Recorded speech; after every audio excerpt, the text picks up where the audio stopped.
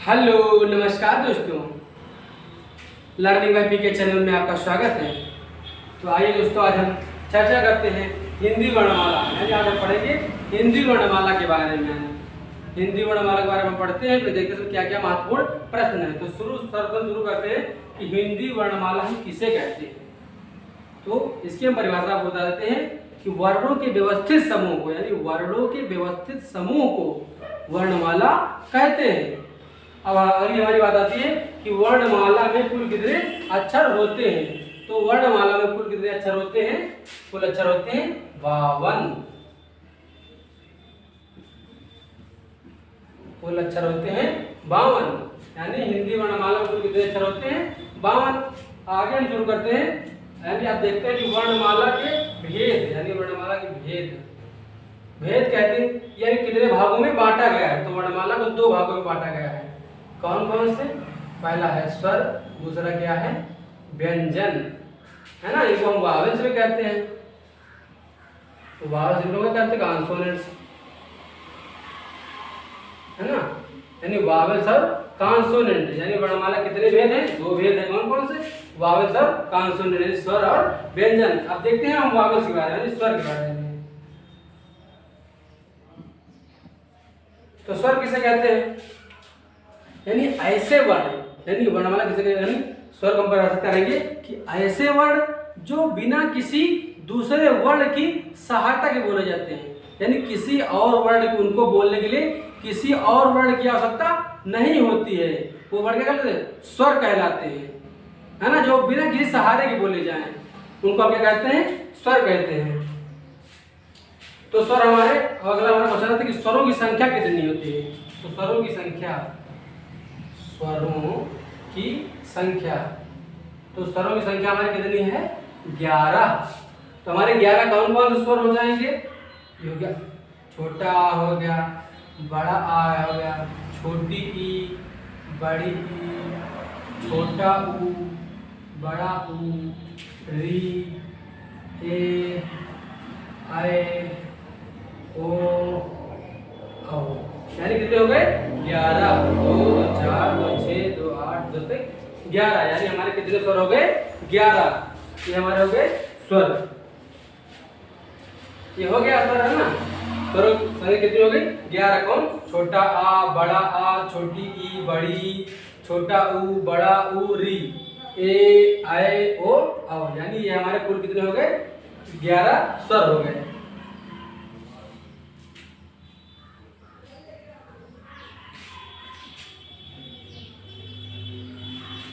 अब आगे हम देखते हैं स्वर कितने प्रकार के होते हैं। तो स्वर होते हैं हमारे 3 प्रकार के होते हैं।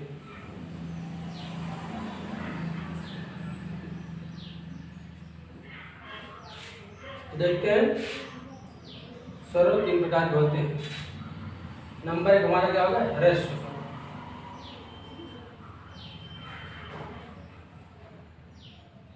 ह्रस्व स्वर।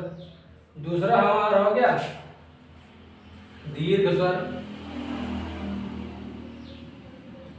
तीसरा हमारा हो गया प्लुत स्वर।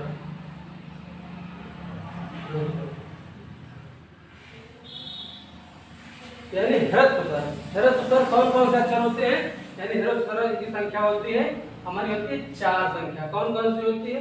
जैसे हो गया हमारा हो गया, ई हो गया, उसके बाद क्या हो गया? ऊ हो गया, उसके बाद री। यानी ये हमारे हो गए ह्रस्व स्वर। कौन? छोटा आ, छोटी ई, छोटा ऊ और री, ये हमारे हो गए ह्रस्व स्वर। अब दूसरा देखते हैं दीर्घ स्वर कौन होते हैं। तो दीर्घ स्वरों की संख्या हमारी होती है 7। कौन कौन से? बड़ा आ, बड़ी ई, बड़ा ऊ, ए, आए, ओ और औ। ये हमारे क्या हो गए?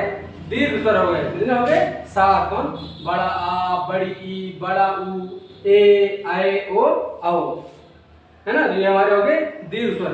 अब आगे आते हैं प्लुत स्वर। यानी प्लुत स्वर जैसे हमारे उदाहरण करने, जैसे लिखा होता है ओम, है ना।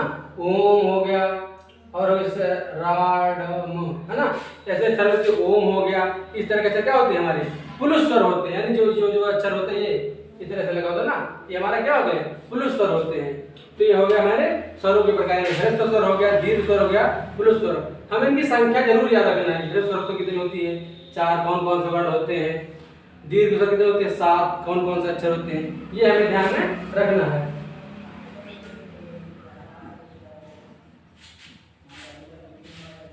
अभी हम और आगे बढ़ेंगे स्वरों में, विभ्रत स्वर हो गया, अर्ध विभ्रत हो गया, है ना। जब ये बात है, अब देख लेते हैं हम व्यंजन, कॉन्सोनेंट, व्यंजन। तो व्यंजन किसे कहते हैं, तो व्यंजन यानी ऐसे वर्ण जिनको किसी के सहारे की आवश्यकता पड़ती है, यानी जो बिना किसी दूसरे के साथ उनका कोई अस्तित्व ही नहीं होता है, यानी ऐसे वर्ण जिनको दूसरे की सहायता लेनी पड़ती है वो क्या कहलाते हैं, व्यंजन कहलाते हैं। या ऐसे हम कह सकते हैं कि स्वरों की सहायता, यानी स्वरों की सहायता से बोले जाने वर्ण व्यंजन कहलाते हैं। बिना स्वर के इनका कोई अस्तित्व नहीं है, तो स्वरों की सहायता से बोले जाने वाले वर्णों को हम क्या कहते हैं, व्यंजन कहते हैं। अब हमारा सवाल यह है कि व्यंजन की संख्या कितनी होती है, तो व्यंजन की संख्या होती है 33, है ना, व्यंजन संख्या होती है 33। अब आगे हम देखेंगे उच्चारण के आधार पर व्यंजन कितने होते हैं। उच्चारण के आधार पर व्यंजन, इनकी संख्या हो गई 33। अब है उच्चारण के आधार पर व्यंजन, है ना, उच्चारण के आधार पर व्यंजन। तो हमारा हम ले रहे हैं इसका उच्चारण स्थान से कहा जाएगा कंठ,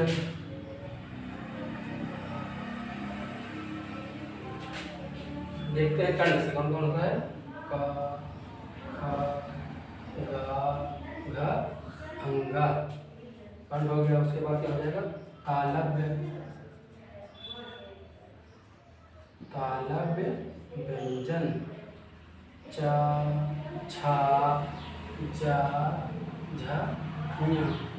उसके बाद है हमारा मूर्धन्य, मूर्धन्य,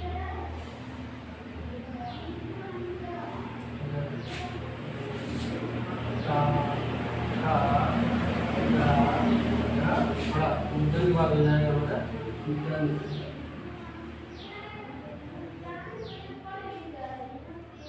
ता, था, दा, धा, न।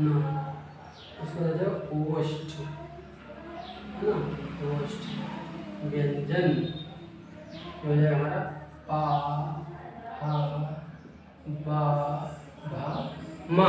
यानी उच्चारण के आधार पर व्यंजन कितने प्रकार होते हैं। तो दोस्तों हम आपको बता दें कि कंठ है, यानी उच्चारण से कंठ से, कंठ वाले कौन होते हैं, जो कंठ से बोले जाते हैं, जैसे का हो गया, खा हो गया, गा हो गया, घा हो गया, अंगा हो गया, ये हमारे कंठ से बोले जाते हैं। तो कंठ व्यंजन हो गए। और कौन सा है, तालव्य व्यंजन, है ना। तालव्य व्यंजन कौन से, चा हो गया, छा हो गया, जा हो गया, झा हो गया, कौन सा हो गया, या। अगला देखते हैं कि मूर्धन्य व्यंजन कौन कौन है, जैसे टा, ठा, डा, ढा, अड़ा, है ना। अगला कौन सा है, दंत से कौन से व्यंजन बोले जाते हैं, जैसे क्या होगा, ता, था, दा, धा, ना, ये हमारे दंत से बोले जाते हैं। अगला हमारा है ओष्ठ व्यंजन, यानी ओष्ठ व्यंजन कौन कौन से हैं, पा, फा, बा, भा, मा। इनको हम ऐसे लिखते हैं, का वर्ग, है ना, का वर्ग हो गए, ये हो गया हमारा चा वर्ग, ये हमारा हो गया टा वर्ग, और ये हमारा हो गया ता वर्ग, ये हमारा हो गया पा वर्ग। यानी का वर्ग, चा वर्ग, टा वर्ग, ता वर्ग और पा वर्ग, यानी ये पांचों वर्ग जो व्यंजन होते हैं इनको हम बोलते हैं, क्या बोलते हैं, स्पर्श व्यंजन। क्या बोलते हैं, स्पर्श व्यंजन। सवाल हमारा ये उठता है दोस्तों कि स्पर्श व्यंजन की संख्या कितनी होती है, तो स्पर्श व्यंजन की संख्या होती है कितनी, 25, है ना। यानी स्पर्श व्यंजन की संख्या कितनी होती है, 25। ये हमारे हो गए उच्चारण के आधार पर व्यंजन के भेद। तो संख्या हो गई, स्पर्श व्यंजन संख्या हो गई 25। अब आगे देखते हैं और हमारे और देखते हैं व्यंजन आगे कौन कौन से हमारे व्यंजन होते हैं। ये हो गए दोस्तों। अब देखते हैं अंतःस्थ व्यंजन। है ना, अंतः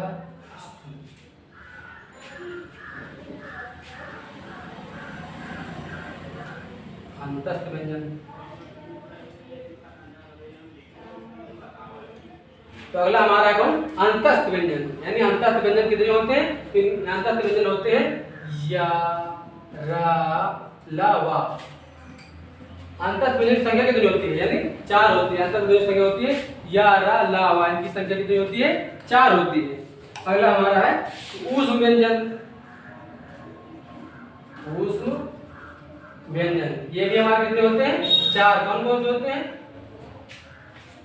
ये होते हैं हमारे ऊष्म व्यंजन होते हैं हमारे शा, शा, सा और हा। इनकी भी संख्या कितनी होती है, 4। अगला हमारा कौन सा है, संयुक्त व्यंजन। संयुक्त व्यंजन, ये भी हमारे होते कितने, 4। कौन कौन से, छे, त्रा, ज्ञा और ये स्रा। ये कितने हो गए हमारे, 4 हमारे ये भी हो गए, संयुक्त व्यंजन हो गए 4। अगला हमारा होता है आगत व्यंजन, है ना, आगत व्यंजन। ये हमारा होता है जा और फा, है ना। कौन कौन हो गए, जा और फा हो गए। यानी दोस्तों हम देखते हैं अंतस्थ व्यंजन, यानी अंतस्थ व्यंजन कौन कौन से होते हैं। सवाल हमारा डायरेक्ट ये पूछ लेते हैं कि अंतस्थ व्यंजन कौन कौन से हैं, या कभी ये पूछ लेते हैं कि 4 गलत दिए तो कौन सा नहीं है। तो अंतस्थ व्यंजन कौन कौन सा अच्छा है, या, रा, ला, वा। ये हमारे कितने, 4। कभी इनकी संख्या पूछ लेता है कि अंतस्थ व्यंजनों की संख्या कितनी होती है, तो कितनी होती है, 4। अगला हम देखते हैं ऊष्म व्यंजन। तो ऊष्म व्यंजन कौन कौन से वर्ण है, शा, शा, शा, हा। ये हमारे कितने होते हैं, ऊष्म व्यंजन। इनकी संख्या कितनी होती है, 4 होती है।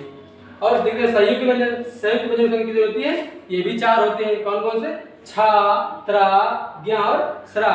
ये हमारे संयुक्त व्यंजन है। इनकी संख्या कितनी है, 4। और मोस्ट इंपॉर्टेंट,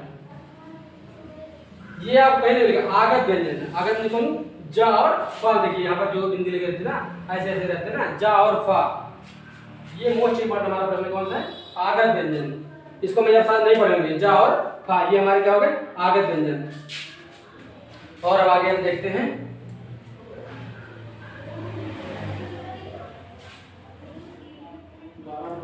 अगला हमारा इंपॉर्टेंट क्वेश्चन क्या है, अर्धस्वर, है ना। क्या अर्धस्वर कौन कौन से हैं, तो अर्धस्वर जो हमारे होते हैं वो हमारा है या और वा। यानी हमारा प्रश्न ये भी बन जाता है कि अर्धस्वर कौन कौन से हैं, तो या और वा हमारे क्या हैं, अर्धस्वर हैं। अब आगे देखते हैं कि लुंठित वर्ण, है ना, लुंठित वर्ण। लुंठित का मतलब क्या कहते हैं, प्रकंपित कहते हैं, प्रकंपित। लुंठित या प्रकंपित व्यंजन। तो लुंठित और प्रकंपित कौन सा अच्छा है, वो हमारा है रा। दूसरा है पार्श्विक, पार्श्विक व्यंजन। पार्श्विक व्यंजन हमारा कौन सा है, ला है। आगे हम देखते हैं नासिका व्यंजन, यानी नासिका व्यंजन, है ना, नासिका व्यंजन। तो ये हमारे वर्ग योजना ना, का, चा, टा, ता, पा, और ये के अंतिम अक्षर जो होते हैं ना, कौन कौन से हैं, जैसे हो गया हमारा अंगा हो गया, या हो गया, अड़ा हो गया, ना हो गया, मा हो गया। ये हमारे क्या है, नासिका व्यंजन है, जो ना के साथ ऐसे बोले जाते हैं। और हम देखते हैं स्वरयंत्रीय, स्वरयंत्रीय व्यंजन। स्वरयंत्रीय व्यंजन, ये हमारा अक्षर होता है हा। अब देखते हैं दोस्तों, यानी अर्धस्वर। अर्धस्वर कौन कौन से वर्ण होते हैं, या और वा, ये हमारे हो गए अर्धस्वर। आगे हमारे ये इंपॉर्टेंट क्वेश्चन है, जैसे हो गया लुंठित, है ना, लुंठित, प्रकंपित। लुंठित या प्रकंपित व्यंजन, ये कौन सा अक्षर होता है, रा। इसको हम लुंठित वर्ण कहते हैं या प्रकंपित व्यंजन कहते हैं। और जो है पार्श्विक व्यंजन, यानी पार्श्विक व्यंजन ला। ये कई बार हमारी परीक्षा में पूछेगा कि यानी पार्श्विक व्यंजन कौन सा अक्षर होता है, तो कौन सा है, ला। अगला देखते हैं कि नासिका व्यंजन। नासिका व्यंजन कौन कौन से हैं, तो अंगा हो गया, या हो गया, अड़ा हो गया, ना हो गया, मा हो गया। ये हमारे क्या हो गए, नासिका व्यंजन हो गए। और देखिए स्वर यंत्रीय व्यंजन कौन सा है, ये भी हमारा पूछ रहे, स्वर यंत्रीय व्यंजन कौन कौन है, हा है केवल।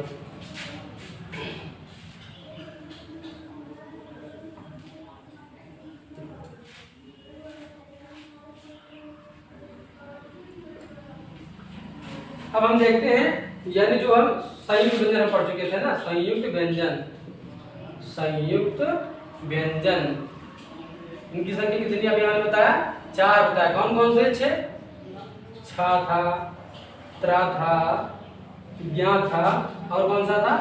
श्रा। अब देखते हैं ये किन वर्णों के योग से बने हैं, यानी संयुक्त व्यंजन मतलब 2 वर्णों के संयोग से जो बनते हैं।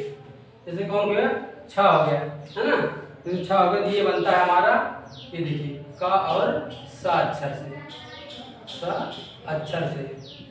उसके बाद त्रा हो गया, ता और रा से बनता है, रा अक्षर से बनता है त्रा हमारा। जा और मिया से बनता है हमारा ज्ञा अक्षर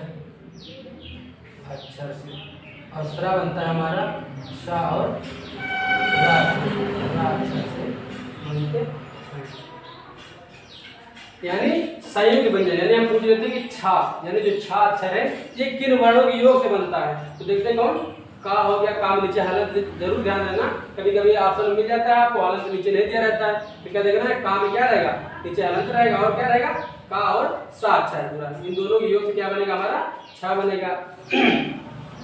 आगे देखते हैं त्रा, त्रा किन वर्णों के योग से बनता है, तो क्या हो गया, ये आधा ता, यानी नीचे हालत रहा, उसके बाद रा, त्रा और रा अक्षर क्या बनता है हमारा, त्रा बनता है, ता और रा से त्रा बनता है। फिर जा, यानी ज्ञा किससे बनता है, तो ये आधा जा हो गया, उसके बाद या, यानी जा नीचे हालत रहेगा, और या अक्षर क्या बनता है हमारा, या बनता है। और श्रा किससे बनता है, श्रा बनता है, सा हो गया, सामने नीचे हालत, और रा, ये बनता है, सा और रा क्या बनता है, श्रा अक्षर बनता है।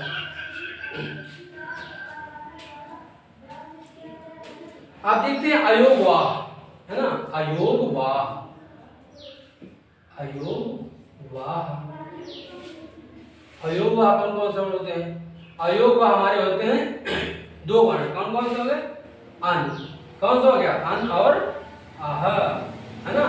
अन को हम लोग क्या कहते हैं, अनुस्वार, क्या कहते हैं, अनुस्वार, और आह को हम लोग कहते हैं विसर्ग, है ना, विसर्ग।